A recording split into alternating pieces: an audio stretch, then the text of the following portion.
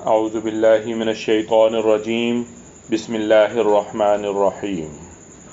ثم انتم هؤلاء تقتلون انفسکم وتخرجون فریقا منکم من دیارہم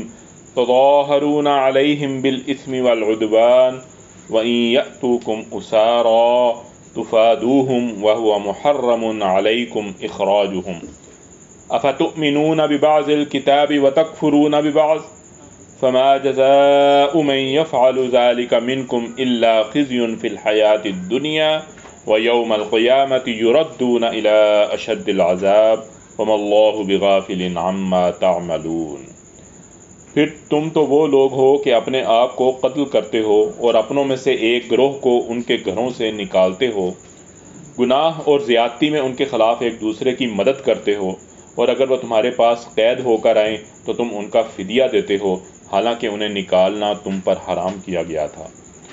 تو کیا تم کتاب کے کچھ حصے پر ایمان لاتے ہو اور کچھ حصے کا کفر کرتے ہو؟ تو جو تم میں سے ایسا کرتا ہے دنیا کی زندگی میں رسوائی کے ماسوا اس کی اور کیا جزا ہو سکتی ہے، اور قیامت کے دن وہ سخت ترین عذاب کی طرف پھیر دیے جائیں گے، اور جو تم کرتے ہو اللہ تعالیٰ اس سے ہرگز غافل نہیں ہے۔ اولئک الذین اشتروا الحیاة الدنیا بالآخرہ فلا یخفف عنہم العذاب ولا هم ینصرون۔ یہ وہ لوگ ہیں جنہوں نے آخرت کے بدلے دنیا کی زندگی خرید لی ہے، سو ان کے عذاب میں کمی کی جائے گی اور نہ ہی وہ مدد دیے جائیں گے۔ یہ آیات نبی صلی اللہ علیہ وآلہ وسلم کی آمد سے پہلے کے واقعات کی طرف اشارہ کرتی ہیں کہ جب یہودی کے قبائل اپنے ہمسایہ عرب قبیلوں سے حلیفانہ تعلقات قائم کر رکھے تھے، جب ایک عرب قبیلہ دوسرے قبیلے سے برسر جنگ ہوتا تو دونوں کے حلیف یہودی قبیلے بھی اپنے اپنے حلیف کا ساتھ دیتے اور ایک دوسرے کے مقابلے میں نبرد آزما ہو جاتے۔ یہ فعل صریح طور پر کتاب اللہ کے خلاف تھا اور وہ جانتے بوجھتے کتاب اللہ کی خلاف ورزی کر رہے تھے، مگر لڑائی کے بعد جب ایک یہودی قبیلے کے اسیران جنگ دوسرے یہودی قبیلے کے ہاتھ آتے تو غالب قبیلہ فدیہ لے کر انہیں چھوڑتا اور مغلوب قبیلہ فدیہ دے کر انہیں چھڑواتا،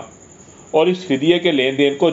جائز ٹھہرانے کے لیے کتاب اللہ سے استدلال کیا جاتا۔ گویا وہ کتاب اللہ کی اس اجازت کو تو سر آنکھوں پر رکھتے تھے کہ اسیران جنگ کو فدیہ لے کر چھوڑا جائے، مگر اس حکم کو ٹھکرا دیتے تھے کہ آپس میں جنگ ہی نہ کی جائے۔ اور اسی طرح کے حالات ہمارے ہیں، ہم بھی قرآن کے کچھ حصے کو تو سر آنکھوں پر رکھتے ہیں اور کچھ حصے سے منہ پھیر لیتے ہیں۔